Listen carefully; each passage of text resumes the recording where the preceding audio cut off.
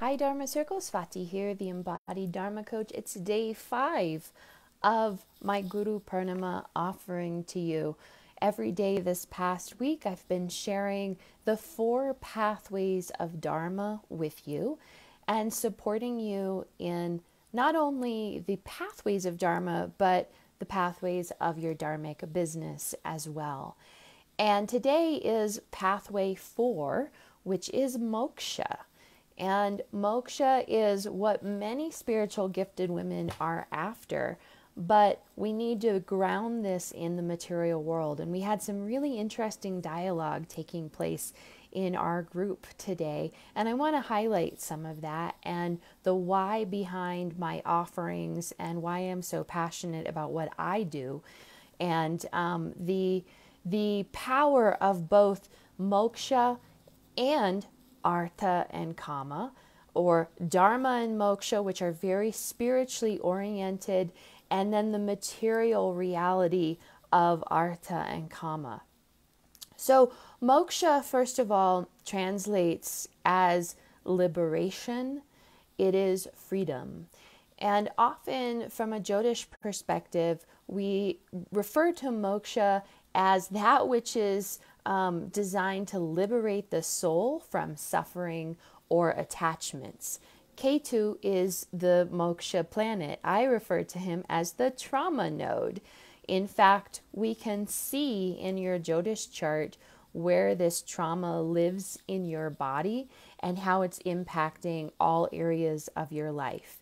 And this is truly why the soul has come into this body in this lifetime, to be liberated, moksha, literally, to be released from these challenges, these karmas, the suffering or the grief, the struggles that you are here to transform, heal, grow, and move through. So K2 is a huge resource for understanding this.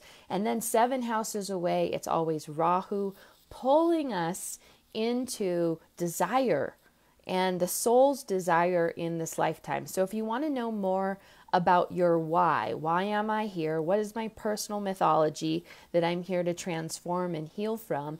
You want to look at Rahu and Ketu. And of course, the Jyotish chart is a powerful resource for understanding our dharmic path and deepen our understanding of why am I here in this body at this moment in time, and how can I bring this out into a powerful offering in this world.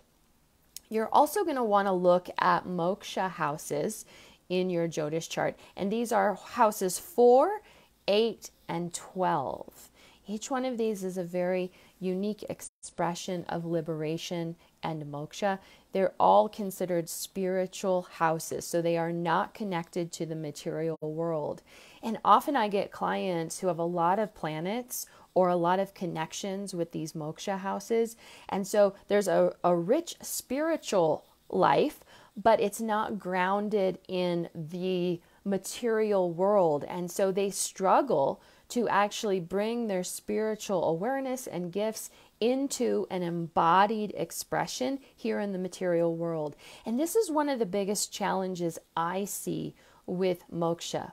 So, of course, from a traditional perspective, and many Jyotishis you will hear refer to Ketu as the moksha planet. However, I have a bit of a challenge with that traditional orientation to Ketu and moksha and these spiritual houses in the Jyotish chart. And what I've noticed over the decade that I've been sharing my knowledge and wisdom and working with hundreds of clients over the years is how the body experiences moksha. So it's fine to want liberation and freedom and recognize that our soul is actually here to transform through these karmas and awaken and ultimately become enlightened. However, from a human perspective, a being in a body, a human body, the reality is that any moksha, any liberation presents as a loss or a disconnection on some level. And that causes trauma in the body. And this is human. This is just being in a human body and honoring that no amount of spiritual bypassing is going to take that reality away. When there is a loss, it presents as a trauma, and there's grief involved in this when we live in a human body. And so I often see clients who are in conflict somehow with the spiritual and the material, really wanting liberation, freedom from their suffering, and yet there is deep-rooted trauma and grief work that is not being tended to. And often this presents like a disappointment in spirit, a disappointment in the universe or in God, and wanting to be rescued somehow or, liberated. And so this can present like even being a victim to life and life circumstances. And this is particularly applicable if you've had a lot of loss in your life, if you've had sudden loss or sudden traumas, if there's been a lot of death in your life. And this will impact your first chakra. So even wanting to live in your body or feeling safe to live in your body, and wanting to be fixed or somehow, liberated in some way from your big challenges and your shadow, that which feels like a deep inner struggle, an unconscious inner struggle. So when we're working with this pathway of Dharma, which is moksha, and this is the root of Dharma, is to be liberated from our soul suffering. And we do that through showing up in the body and meeting these parts of ourselves where there's disconnection. And that's really what I want to remind you about moksha and trauma. Trauma in the body presents as a disconnection. And this is a very powerful reminder for your dharmic path and the way that I teach business and dharmic business. It's a key feature of the way that I teach dharma business. Wherever there is disconnection, and I mean this on a soul level, but also a body level. And K2 tells us this, where the disconnection lives in your body, this is exactly where you need to reconnect. This is exactly where the reconnection needs to take place in order for you to experience more wholeness in your body and your life. This disconnection point, this trauma, is exactly where you need to reconnect in order to feel more content, whole, safe, and regulated in your nervous system. I often have seen, and this is really one of the key features of K2 and this place of trauma or liberation, if you want to call it that, that this is where we find many of our gifts as well. And I don't say this in a bypassy way where it's like, well, wherever the trauma is, that's where your gift is. There's something very spiritual about wherever this disconnection is in the body. I call it a sensitivity point. And if you've worked with me over the years or done any amount of Jyotish with me, I talk endlessly about sensitivity points in the Jyotish chart, and how these are really places where our deepest gifts and our wisdom lie. And this is embodied sensitivity and embodied gifts. One of those places is the K2 point in your chart, and recognizing that where this trauma point is, there's extra sensitivity. It's disconnection, but there's also something powerful and important about reconnecting with this place within your body in order to harvest your gifts and the power of your embodied wisdom. And it's usually an ancestral disconnection as well, that as a contract worker, you're here to reconnect with this lineage disconnection. And of course, that's dharmic, and it's part of you sharing your dharmic gifts and wisdom in this world. I want to remind you that even though our whole purpose, our whole existence from a Vedic perspective is moksha, liberation of this soul from suffering, your dharmic gifts, your dharmic offering, your dharmic business is the way for this transformation and healing to take place.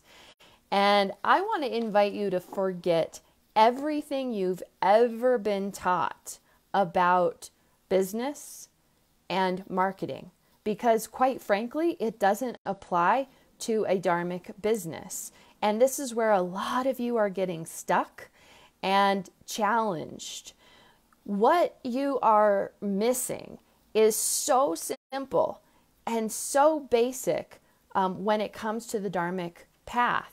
But if you are trying to go about your dharmic business in a regular or normal way, what you learn from business classes or marketing strategies, you're really going to struggle with success in your dharmic business, because the resources and tools that I have to share with you are so simple that once you hear them and you discover these simple strategies, you're going to realize, wow, I have been so disconnected from my deep meaning and the knowing within my being. And I'm going to give you a very simple reminder. Everything about dharmic business and the way that I teach Dharma, and remember, your business, your dharmic business, is your resource for transformation, healing, growth, and soul liberation. Why? Because this is the offering from your soul, and your soul wants to be visible. This is your dharmic path. And the thing you need to remember is know thyself. If you are disconnected from that inner knowing, from this truth within you, you will not be able to successfully know who your ideal client is, market to them, or have a very clear niche. You don't need to be sourcing outside of the self. Everything that you are looking for comes from within and comes from your own body. So if you are struggling to get clients or challenged by marketing, if you don't even know what your niche is yet, I have some really important reminders for you. And I want to give you one more step from my Dharma business checklist. And this is what all of my Dharma mentorship clients are working with. And we're on phase 4 today. You can go back, listen to the other steps that I've shared. We've been working through all 4 phases of my Dharma business checklist so that you can get an idea of what we do in my Dharma mentorship process and how I support you in growing your dharmic business. You have to remember that reminder though, know thyself, and that your offering is coming from deep within, and that everything you share is a result of your own personal experiences. If you are trying to be something or share something that you are not, or that you have not personally experienced on this path, that is not a dharmic business, and it will not lead you to moksha, liberation. Your dharmic business is constant change. It's iteration after iteration. Your business should be shifting as you change, as you heal and grow. That should inspire you to share and connect and offer in new ways. And it should be the root of your marketing, the root of your offerings, and the root of the clients that you support and walk with. So in phase 4 of my Dharma business checklist, I go through expansion and leading with you. This is where the website makes sense.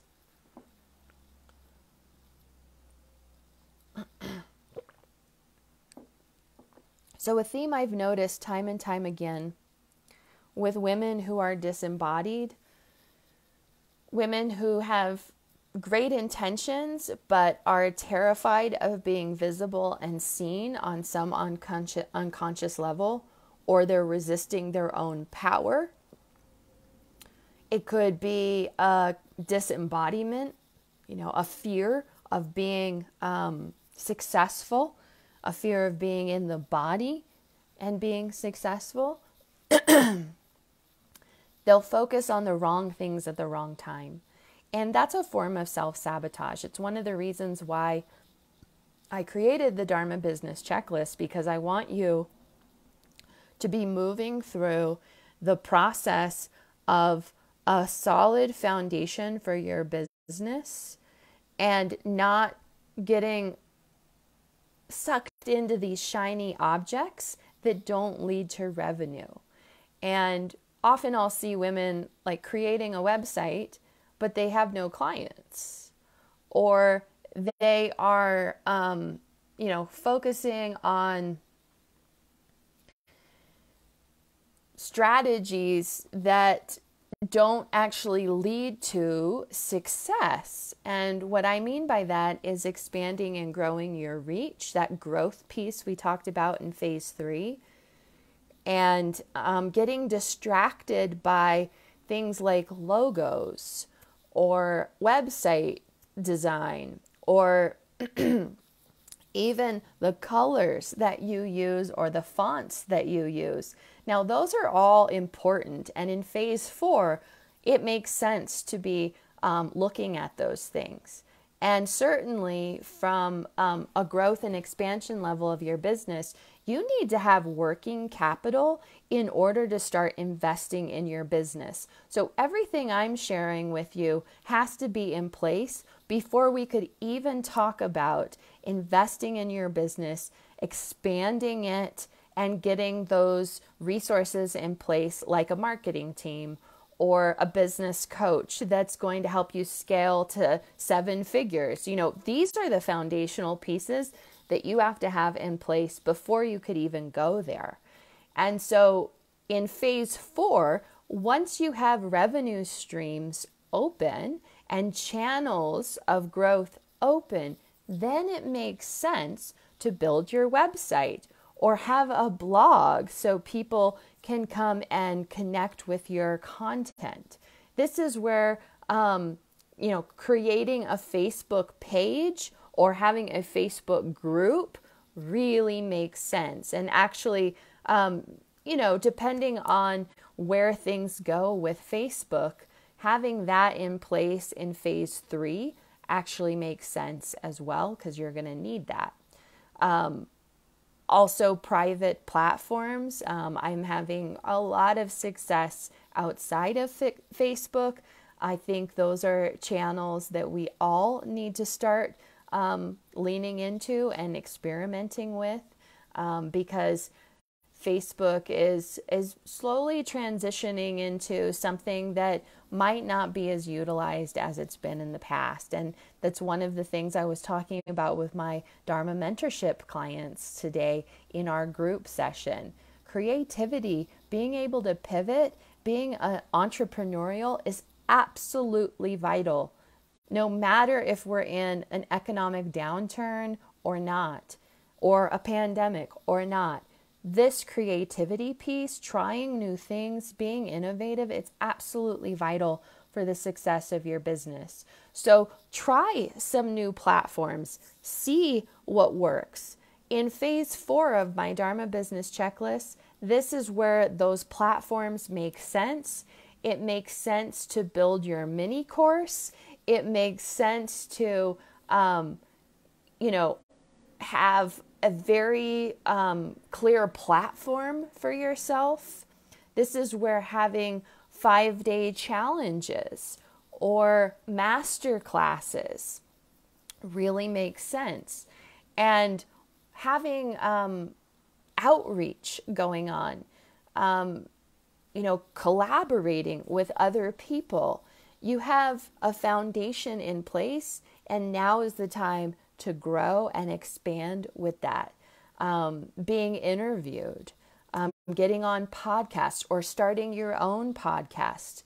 This makes sense now, but not until you've started to generate revenue and you have a very clear idea of you're moving away and you're moving towards goal. You are rooted within yourself and your own wisdom. You know why you share your gifts and wisdom and with who. And all of this needs to be so rock solid before you even go into this expansion phase and stepping into leadership. So I hope that over the past few days, you've been gathering some important insights for your business, your Dharma business, and it's starting to make more sense, these phases and the steps that you need to be taking for success. That we can't get sucked into these shiny objects like logos and websites when we don't even have an effective strategy in place for revenue and growth, and you haven't even started seeing clients yet. That's not an effective business model. So it's always a revenue first approach, and that comes from facing yourself and noticing where you're getting stuck. And I want to just remind you about those nervous system dysregulation responses that show up. And I'm going to be giving you so much more information about this. But remembering fight, flight, freeze, and fawn responses and how that is showing up in your nervous system and impacting your business. And in fact, in day 6, tomorrow, as we close out this process together, I'm going to be sharing even more with you about why you haven't reached your goals yet this year and how your nervous system can support you in understanding that and overcoming the blockages. So I'll give you a hint. We've been in a pandemic for 2 years, and now we're going into an economic crisis, and there's also, wars and things like that going on. And there's a very good reason why you're still stuck right now. And I also want to support you in clarifying the 4 pathways. So Dharma, Artha, Kama, and Moksha. Where are you struggling the most in your life and on your path? Which area of Dharma, the pathways of Dharma, have been most challenging for you in your life? You can take my poll here in the Facebook group. If you're on my newsletter list, you can take my poll from today's newsletter and share with me what has been the most challenging pathway for you. And a reminder that this is an invitation to work with me personally. I have 5 spots available for my private Dharma mentorship process where I walk with you hand in hand over 6 months. And I support you in laying the foundation for your 6+ figure business. Wherever you need to restructure, we make those adjustments, and it's body-based. Wherever you haven't even laid a foundation, we get that in place. And I'm walking with you and holding your hand the entire way. This is a very exclusive process. I only take 5 people at a time to walk with me privately in this way. It's what my nervous system can handle.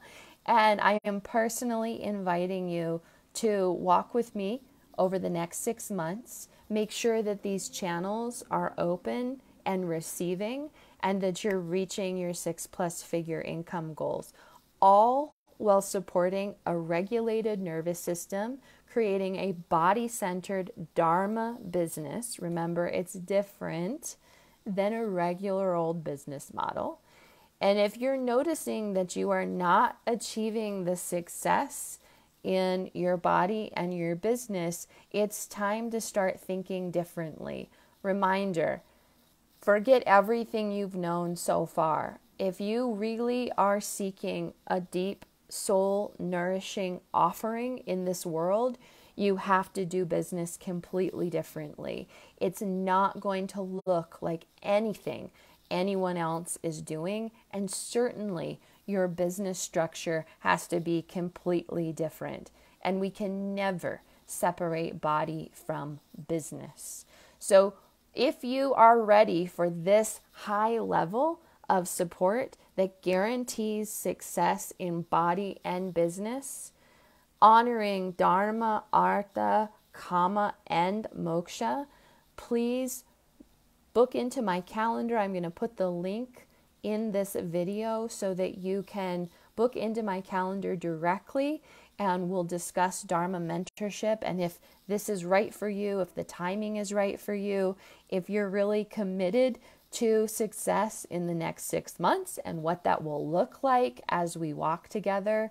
And I look forward to opening one of these special spots to you and seeing you thrive in the next 6 months. It is a completely different time in our world right now. This is a time like we've never experienced on the planet before. And I am personally rooted in my mission, which is Dharma, and making sure that us Dharma workers thrive in this process of sharing our gifts and wisdom. And the truth is that even in this time of great threat and deepening survival mode that is occurring in our collective nervous system, this is the time for us Dharma workers to rise and shine and step into our power and our purpose even more fully. We cannot afford to dim our light. We cannot afford to forget our gifts. We cannot afford to play small or go into a numb, an avoidance, a bypass of our true purpose and our meaning in this life. And if you share this mission and this knowing with me, this invitation is especially for you. The level of work that we do in my Dharma mentorship process is revolutionary. It is life-changing, and it is for those Dharma workers who have no plan B. You know without a shadow of a doubt that you are here to be successful, and you are fully committed and devoted to your Dharma and to sharing your gifts and wisdom in this world, to be visible and self-expressed in that process, and because you want to be of service in this world, and you know your time is now, and the time is now on the planet.